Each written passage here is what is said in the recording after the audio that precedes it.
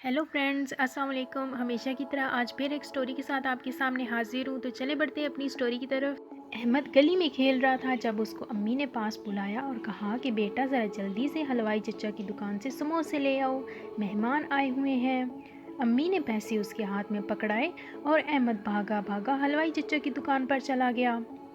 हलवाई चचा की दुकान पर आज मामूल से ज़्यादा रश था। अहमद ने दूर से खड़े होकर चचा को आवाज़ लगाई कि चचा 6 समोसे दे दें, लेकिन हबीब चचा जल्दी जल्दी दूसरे काकों को मिठाई और समोसे बांटने में मसरूफ़ थे।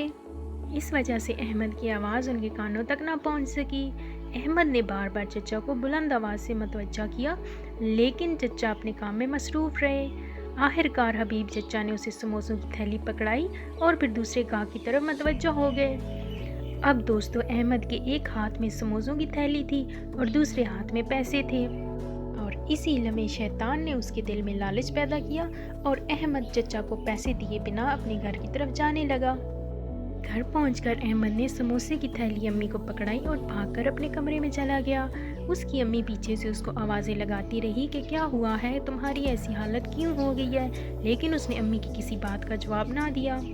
कमरे में जाकर उसने अपनी जेब से पैसे निकाले और जल्दी जल्दी उसे अपने बैग में छुपा दिया, और ये सब करते हुए उसका दिल बहुत ज़ोर से धड़क रहा था।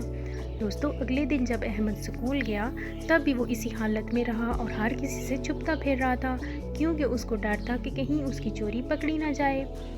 स्कूल से छुट्टी होते ही वो हबीब चचा की दुकान की तरफ चल पड़ा। दोपहर का वक्त था और दुकान पर कोई भी नहीं था। चचा मिठाई बनाने में मसरूफ़ था।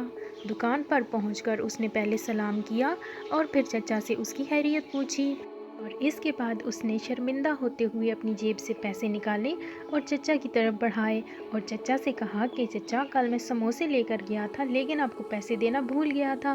तो चचा ने उससे कहा कि तुमने पैसे नहीं दिए थे, ये मुझे याद था, लेकिन मैंने जब तुम्हारी तरफ पलट कर देखा तो तुम जा चुके थे। तुम एक अच्छे बच्चे हो और मुझे यकीन था कि तुम पैसे देने ज़रूर आओगे।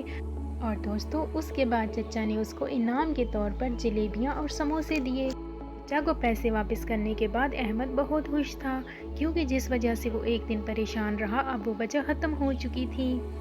फ्रेंड्स, ये थी हमारी आज की स्टोरी, और इस स्टोरी से हमें ये सबक मिलता है कि हमें कभी भी बेईमानी से काम नहीं लेना चाहिए, हमेशा सच और ईमानदारी का साथ देना चाहिए, और अगर कभी कहीं कोई गलती हो जाए तो अहमद की तरह अच्छा बच्चा बन के उसको सुधारने की कोशिश करनी चाहिए। अगर आपको ये स्टोरी अच्छी लगी तो वीडियो को लाइक करें और फ्रेंड्स के साथ शेयर करें, और अगर आपने हमारे चैनल को सब्सक्राइब नहीं किया तो प्लीज़ हमारे चैनल को सब्सक्राइब करें। और नेक्स्ट वीडियो तक मुझे दीजिए इजाज़त। अल्लाह हाफिज़।